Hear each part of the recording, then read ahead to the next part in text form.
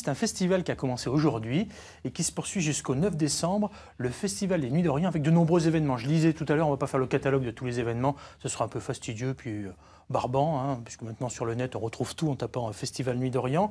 En revanche, vous qui êtes directeur de la Maladière à Dijon, c'est une maison genre MJC, hein, on va braquer, MJC, voilà, on va braquer les projecteurs sur une journée nuit totalement gratuite. Vous voyez, on est dans les bons plans encore ce matin, comme avec l'isolation à 1 € qu'on retrouvera avec Franck d'ici quelques minutes. C'est quoi cette journée? C'est quand? Et qu'est-ce qui va se passer, Dominique? Alors, c'est une journée qui débute donc demain, samedi, qui débute à 15 h.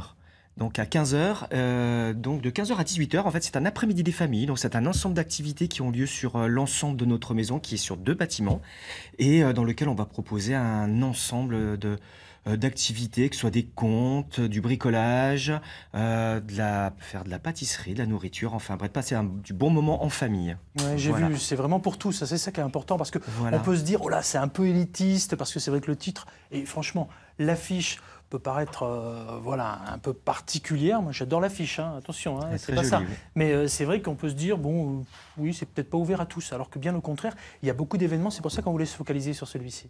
Oui, les Nuits d'Orient, c'est très éclectique. Il y a à la fois de la programmation culturelle, comme vous dites, ambitieuse, et puis, sans parler non plus d'ambition, mais il y a aussi l'envie de pouvoir partager avec les enfants, avec les familles, des temps conviviaux autour voilà, d'activités qui ont trait à l'Orient. Oui, et vous avez travaillé justement en lien avec votre voisine, qui est chef de service à la Codège. Avant de savoir ce que vous avez fait précisément, en 2 mots, la Codège, c'est un peu compliqué, c'est à peu près 30 entreprises pour qu'on essaye de comprendre. C'est une très grosse entreprise. Ça fait quoi, la Codège? La Codège, c'est effectivement 30 établissements qui accompagnent les personnes vulnérables à trouver leur place au milieu de nous tous, quoi.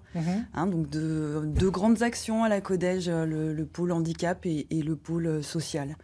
Voilà. Et quel a été l'intérêt pour vous de travailler sur cette journée-nuit à la Maladière à Dijon demain?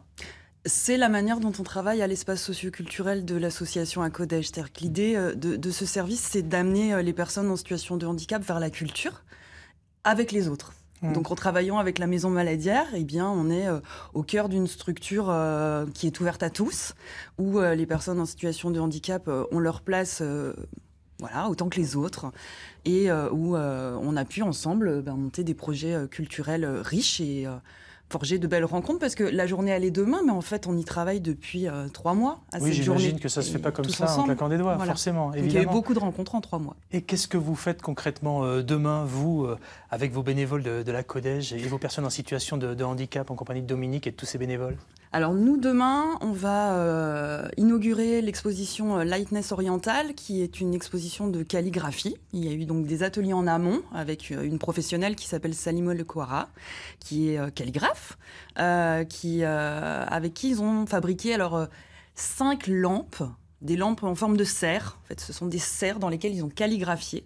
Elles vont être installées dans la cour. Elles vont être allumées.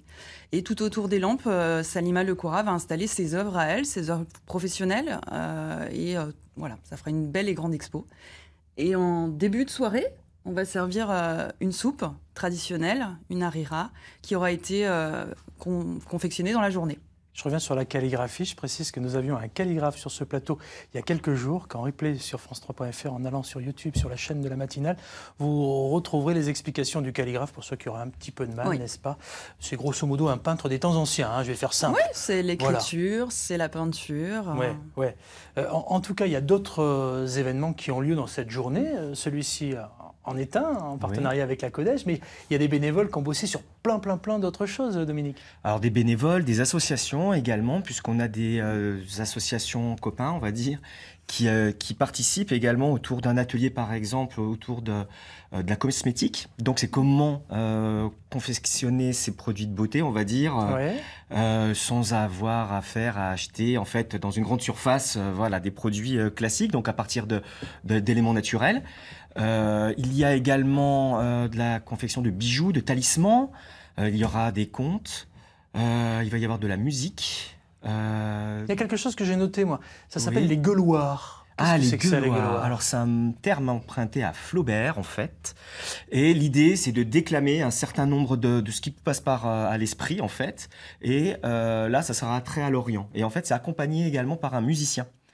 Donc l'idée, c'est de pouvoir donner à travers les mots sa propre représentation de l'Orient ou des Orients, c'est pas une entité unique, et que l'Orient s'étale, comme nous l'ont montré chers amis à côté, Oui, sur de tout à longs fait. kilomètres.